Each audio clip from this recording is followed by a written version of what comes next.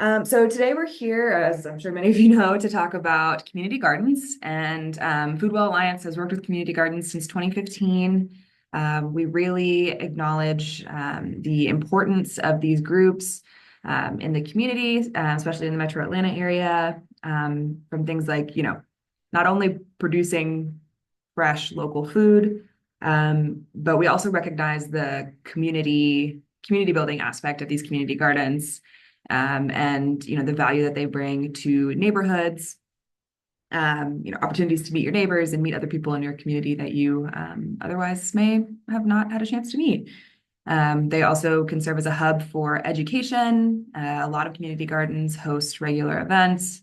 They want to teach people, to how to grow their own food, how to process, how to preserve, as well as just the importance of why local food is important and why fresh produce is important for a healthy lifestyle, a healthy diet. So yeah, we at Foodwell Alliance absolutely recognize all of these values and want to support in any way we can. So yeah, kind of like I mentioned, community gardens connect us to each other, to knowledge and skills, and to healthy food and lifestyles. They also beautify and heal our urban ecosystems. So they provide such a large value to these urban spaces that are, a lot of concrete, a lot of asphalt. We need to, repair these systems, and having these little patches of green space around our cities are incredibly important for people to get outside and, get their hands in the dirt. And then there's also, of course, the local food, the actual food production aspect as well.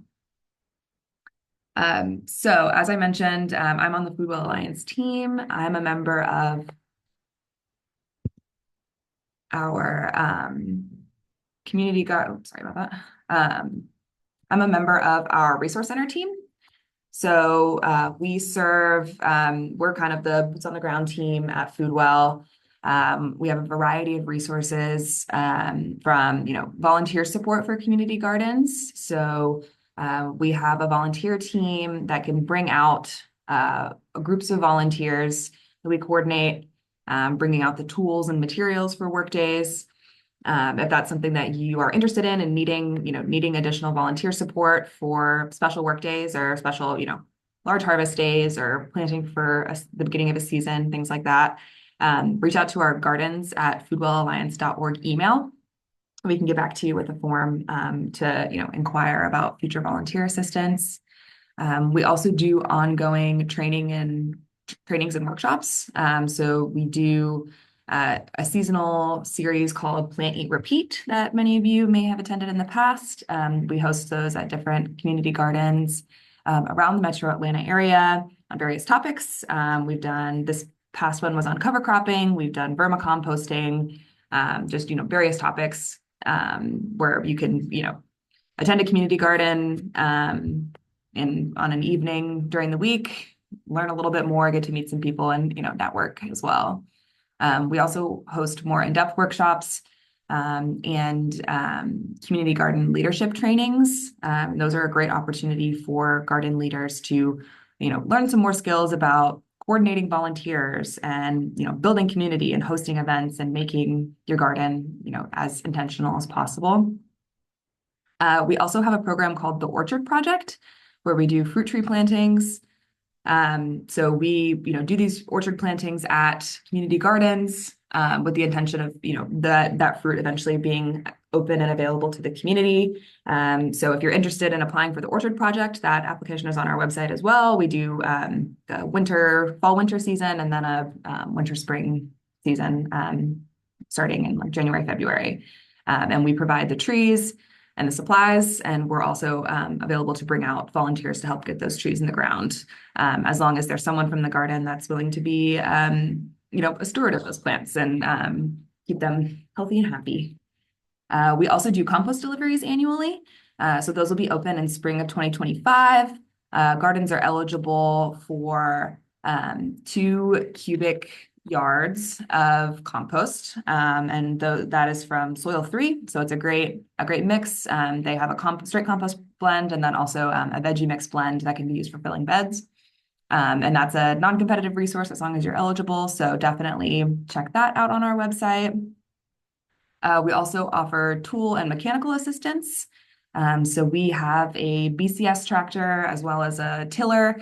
If you need some assistance with some, heavy mechanical work that you may not have the tools for, we also do tool rentals through the Atlanta Community Tool Bank, which is a group we have a partnership with. So if you want to host an event and rent some tables or tents or extra shovels for an event, that's something you can do. You become an authorized user through Foodwell Alliance and can rent those tools. Something else we assist with is just general community garden planning or troubleshooting. So a lot of times community gardens will have questions about, what's seasonally appropriate to plant. They're having pest issues. They're not sure about, shade or need tips with pruning, all kinds of questions.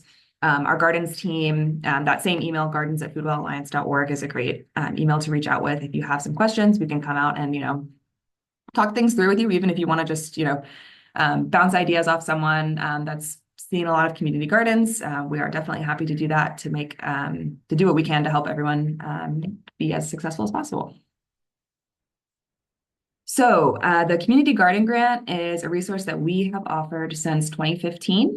And throughout that time, we've reached now over 174 different community gardens throughout our service area, which is highlighted here in this region. So unfortunately, we are limited by service area. So we have Gwinnett, Fulton, Cobb, DeKalb, and Clayton counties. All gardens must be located in the confines of those counties. But we've been able to send out over $560,000 in direct funds to these gardens to help with various projects, which is really exciting. Our goal is really to,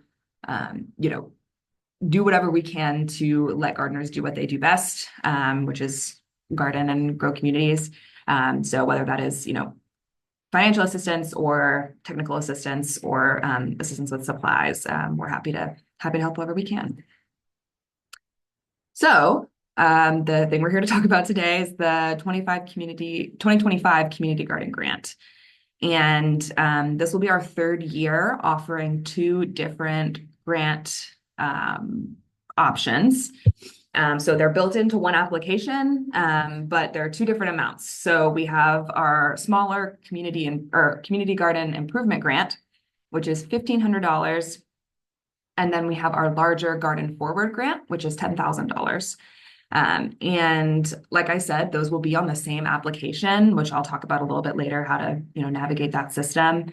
But they have different intentions. So I'll go through the two different kinds, but applications are due November 15th. So we're a couple weeks out. I would really encourage you to get a head start right now, get comfortable with the grant system. If you have any questions, please reach out to me. I'm happy to help.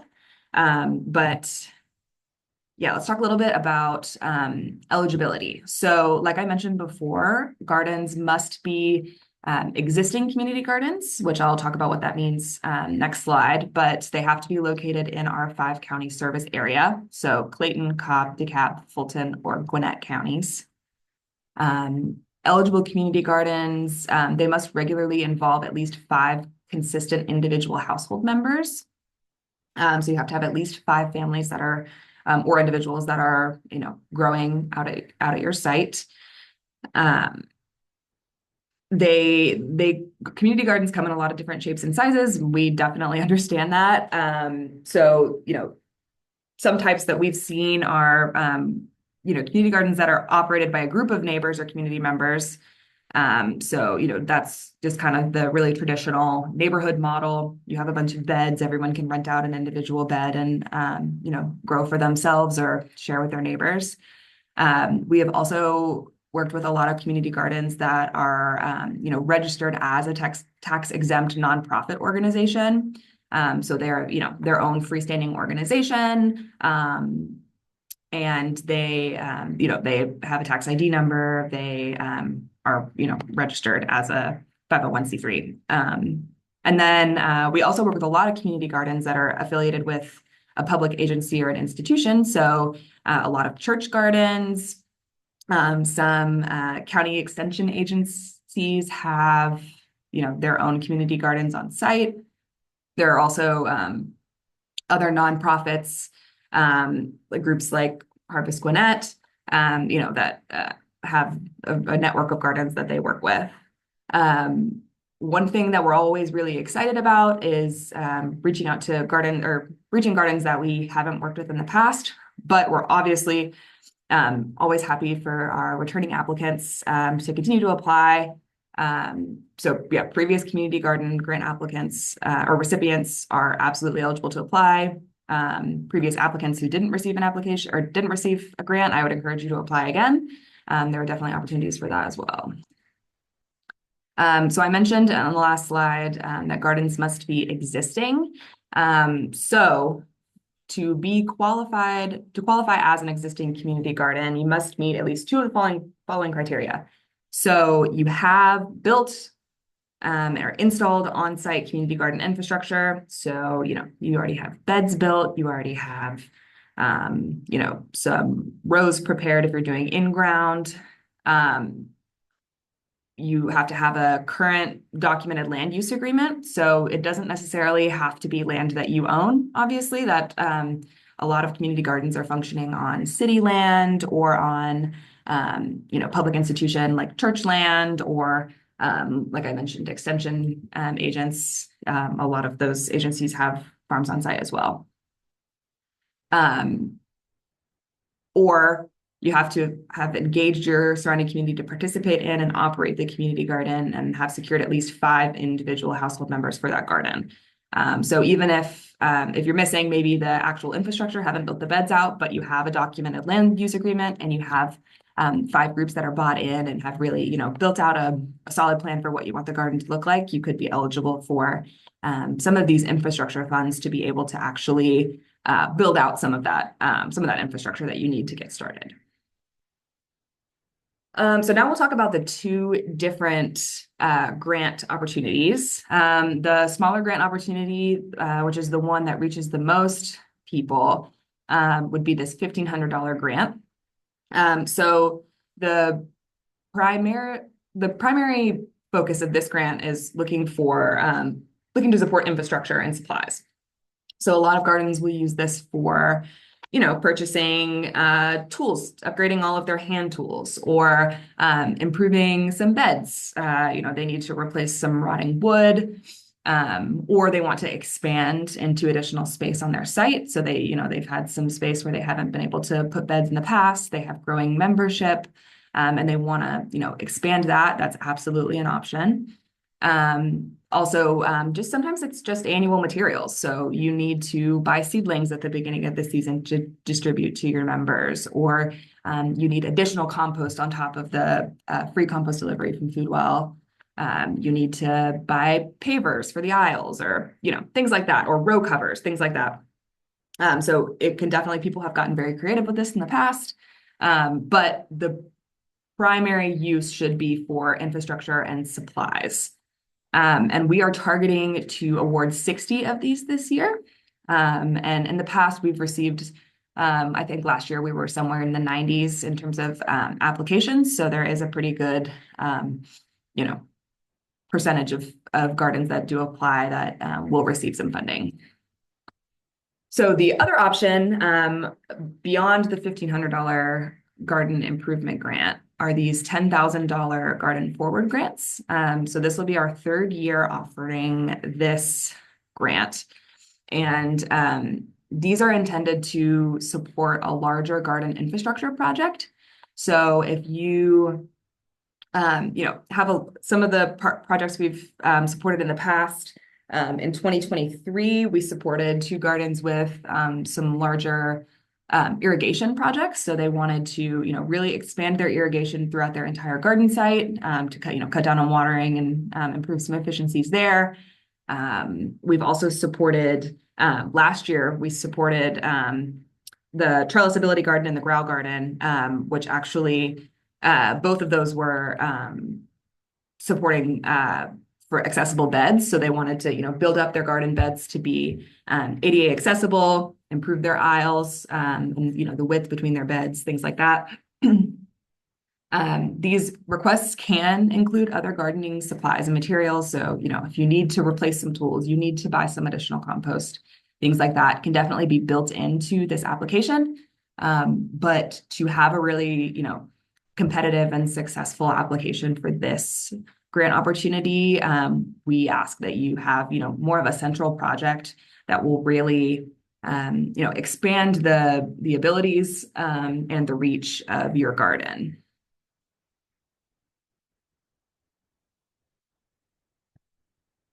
Right. And I'll also say I have the chat opened, but I also have a Q&A. There should be a Q&A on the webinar as well. If anyone has any questions, feel free to drop those in the Q&A portion or the webinar chat. And I'll be sure to get to those at the end, as I want to make sure provide an opportunity for everyone to ask their questions.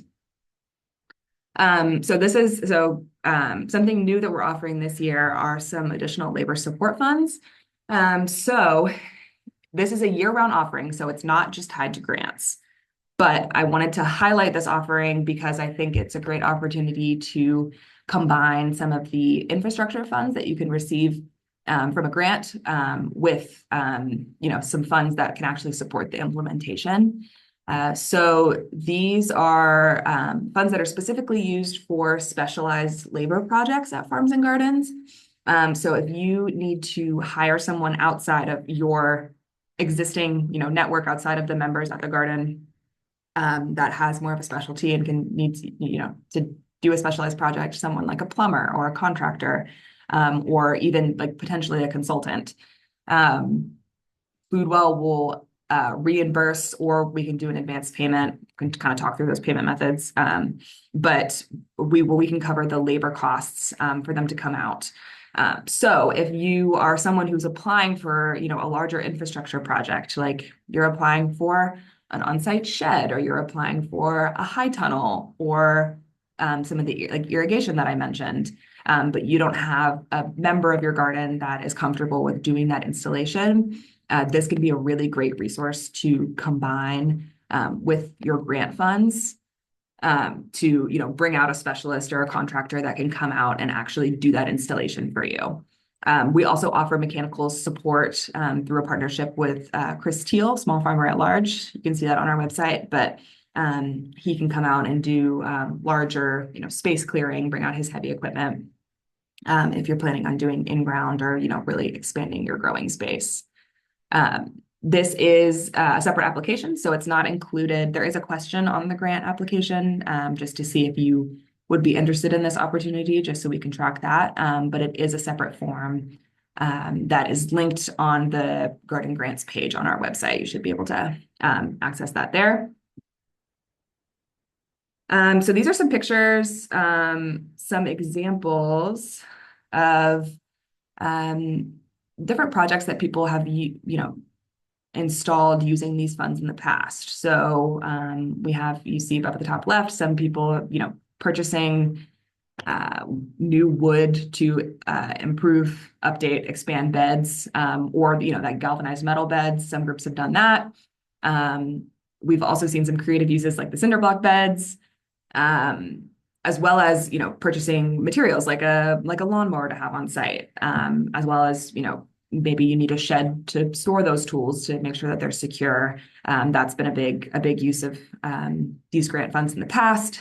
Maybe you want to expand your community, the community building, part of your garden, and you want to put up something like a bulletin board, like seen here, to, help spread the word and spread, community events, or just for purchasing more materials, like you see up at the top. With the Soil 3 bag. Those are the bags that we actually deliver through our compost delivery. So gardens are eligible for 2 of those bags every year. But if you're a new garden or you're doing a large expansion, sometimes that won't be enough to fill all your beds. So that is definitely another potential use for the funds. All right, so the timeline for this grant, the applications opened October 15th. Doing the webinar today, obviously, and the application deadline is November 15th. So like I said, we have about 2 weeks. I think that's a great amount of time to get set up in the grant system, make sure you're comfortable with the application, meet with your fellow community garden members to see what kind of projects you think would be, aligned with the mission of your community garden and what could take you kind of to the next step. We will be doing our reviews from late November through January of 2025, and those decisions will go out in late January 2025, and funds will be distributed then.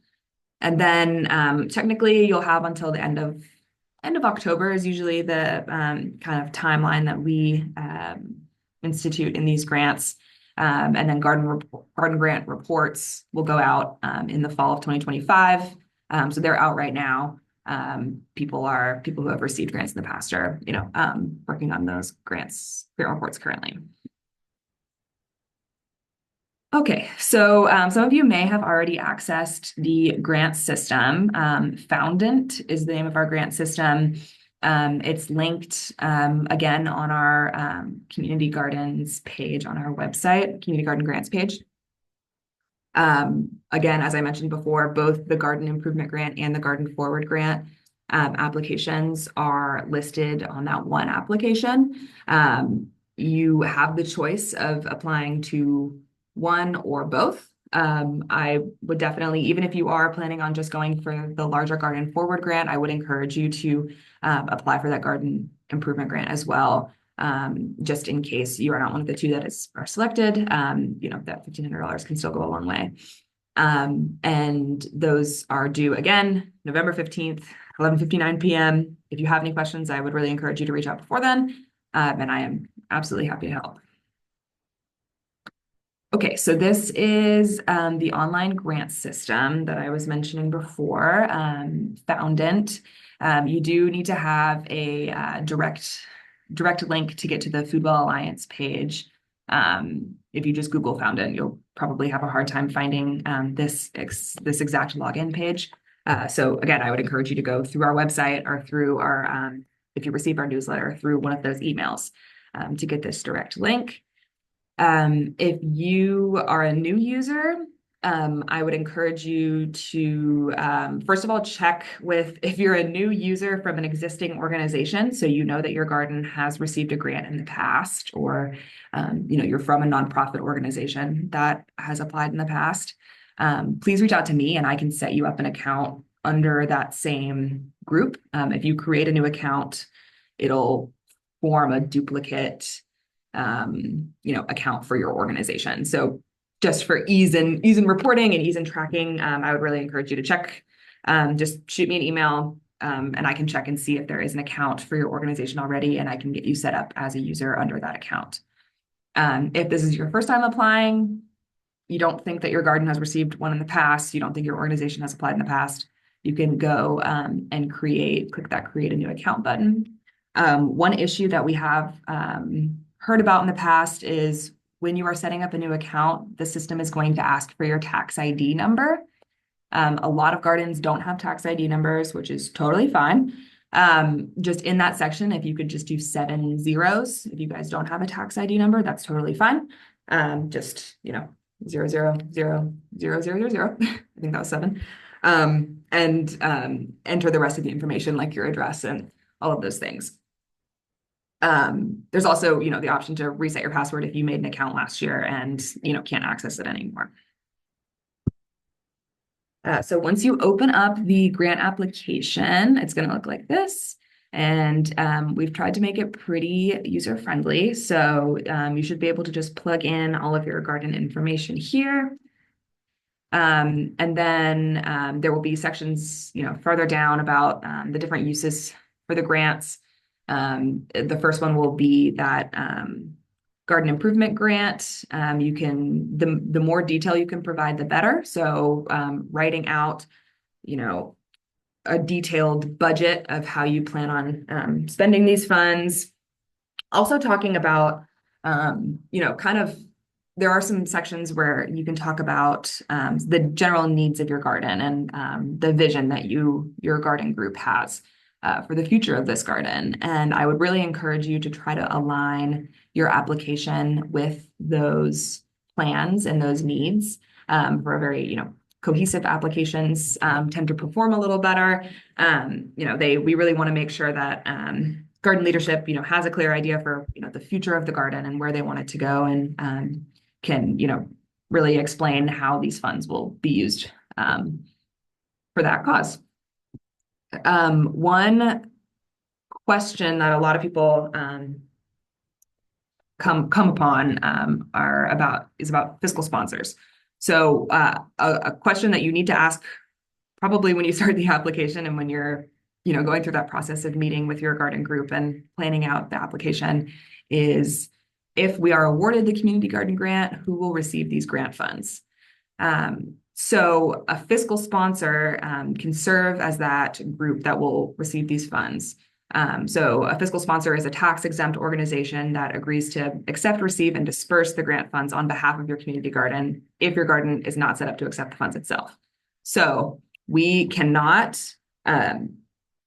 make a check out to an individual. So even if you have a garden leader in your group that is, has committed to, I'll accept the funds and manage, any of that, we unfortunately can't do that. You have to be a tax-exempt organization. So your own nonprofit, your own registered, garden entity. If you are not, then you'll need to seek out a fiscal sponsor. So some examples of fiscal sponsors are, there are some organizations like Park Pride that function as a fiscal sponsor for a lot of gardens in our region.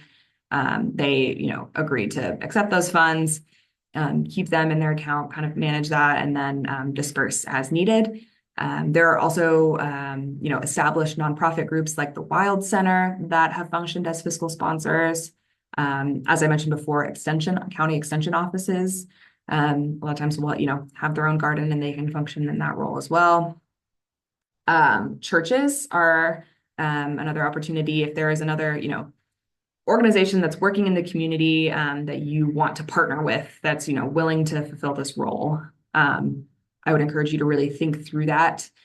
We will ask for this agreement form in the application just to avoid any, questions, so that we're not asking these questions, if you receive the funds, okay, now how are we gonna accept these? We ask that you kind of work that out before the end of your application, before your application is submitted. So that'll be, before November 15th. So hopefully 2 weeks will give you enough time. If you have any questions about this or need, suggestions or, kind of want to talk through what that could look like, please reach out to me. Okay, so I talked about this a little bit already, but we always get asked, what are some tips for a successful application? What are you guys looking for? We really we encourage you to use this application to help us get to know your community garden. So we would love to hear about how your community garden started, how long it's been working in the community, what the function of it is, what the structure of it is. Is it, do you have multiple families that are all growing for themselves? Are you a donation-based garden?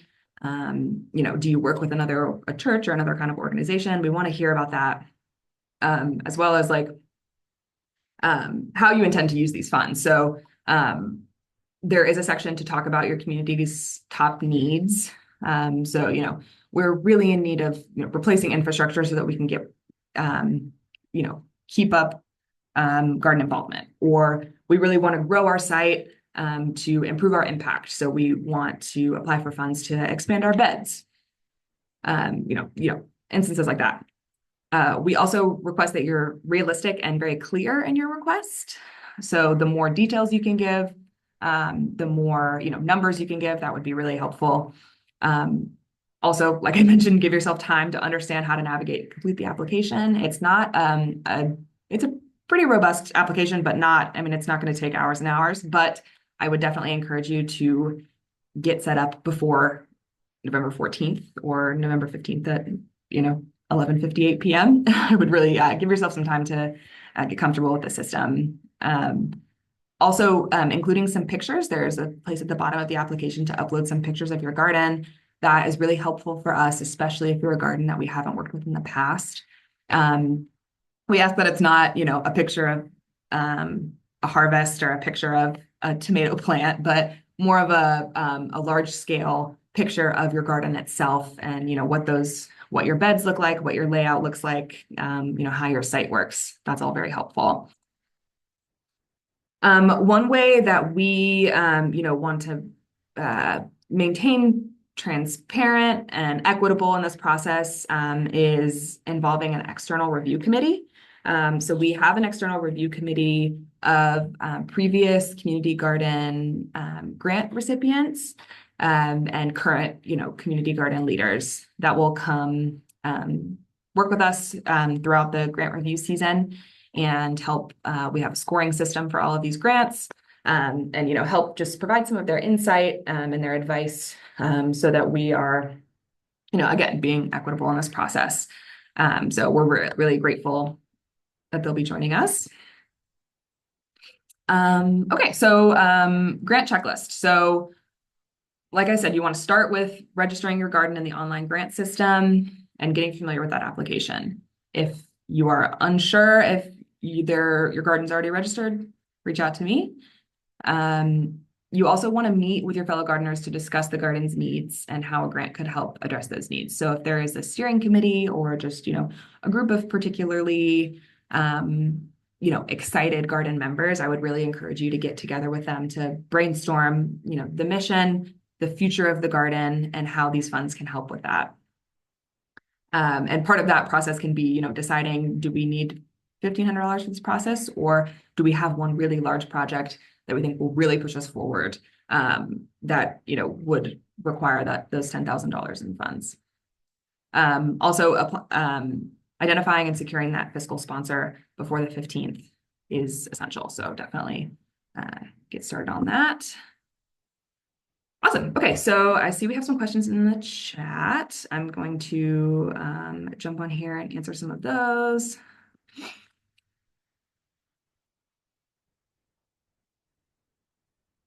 All right, so someone says we have just started a garden. We have the required number of families, the land use agreement, but we plan to begin installing beds in December. Can we apply? Yes, yeah, so you have two of those, at least two of those eligibility requirements that we talked about. So, you have the buy-in from the community as well as the land use agreement. You would definitely be eligible to apply for some funds. And if we have beds installed by the time of the application, will that count? Yes, that would definitely help with your application. If you wanted, to get a couple beds installed and then apply for, additional funds to expand that would be a great use of these funds. All right, and then someone else asks, when applying for the labor support funds, do we have to apply for one of the two Food Well Alliance grants too? No, not at all. So that, like I mentioned, that's a year-round resource. So you are welcome to apply for that at any time. It doesn't have to be tied to one of these grants. If you have an existing project that you need help with, or you need, you have a current issue, we've had gardens that had their water lines freeze and needed a plumber to come out, and we helped cover those funds. Or, you just need repairs on a garden shed and you need someone, something to keep in mind is you will need to supply the funds for the materials for any of these projects. So if your garden has an existing budget and can cover those costs for the wood to repair something, but you need a contractor to come out and actually do the labor, then that's definitely something that you would be eligible for.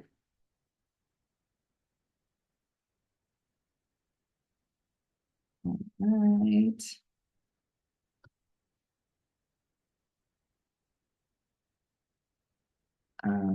We have a garden at the health department, which we are looking to expand for the community. So one thing to keep in mind is that, your garden does need to have existing community buy-in. So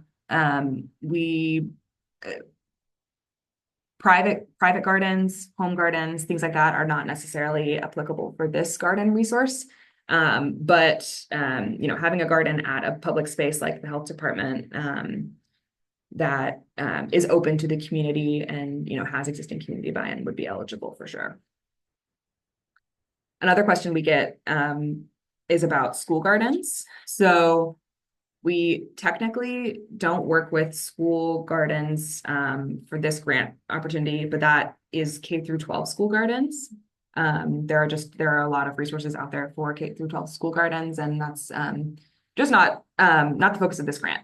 But one exception would be university student-run gardens. So, if it's a university that's focused on education, focused on, community food access, and that's run by students, they would be eligible to apply for this grant opportunity.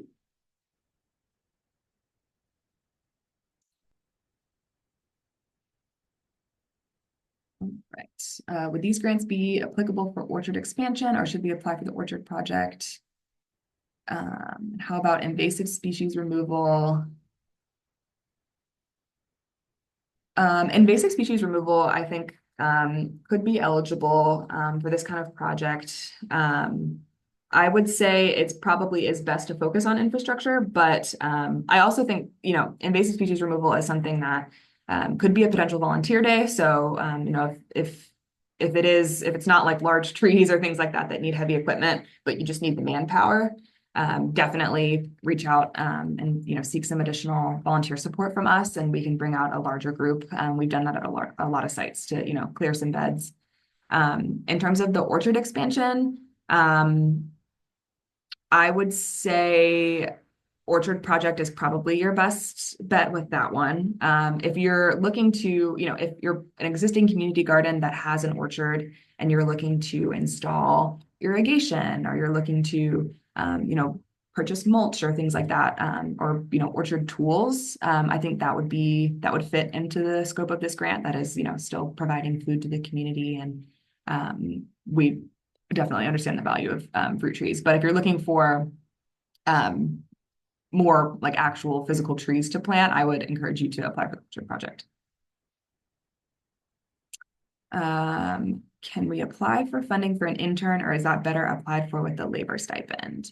So we've had this question before. So an intern would not fall under the community garden grant. This grant opportunity is, specifically for infrastructure. We try to avoid, programmatic support for this grant. So, if you're looking to hire educators or things like that, that's not necessarily something that would fall in the scope of this grant. With the intern, I think that I'm not sure that the labor support would qualify, an intern would qualify for that either. But I'm, open to that conversation if you want to, reach out to me after this.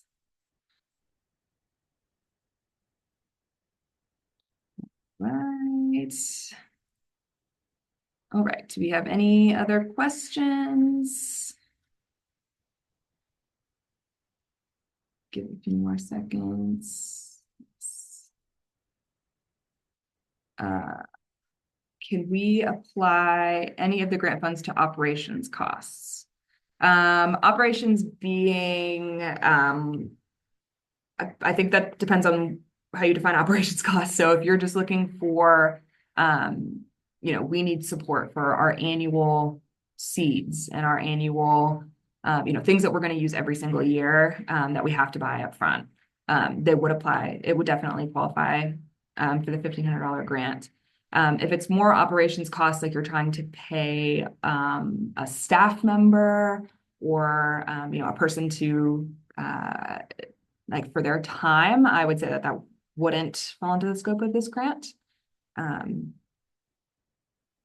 yeah, if it's more for just those annual materials that you have to continue to purchase every year, that would be eligible.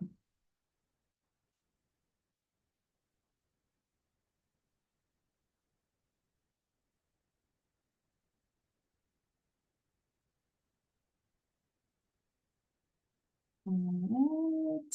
Any more questions?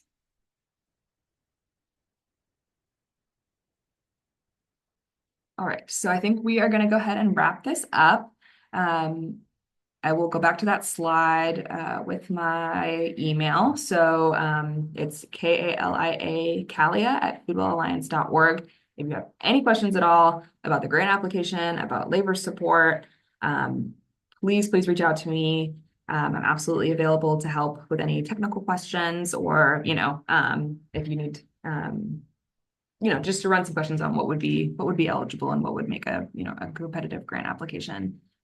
Please reach out. Beyond that, I think we are going to wrap it up for today. So thank you all so much for attending. This was recorded, so we'll be uploading this on YouTube as well. If you want to share it with any other community garden members or, want to rewatch it yourself, feel free.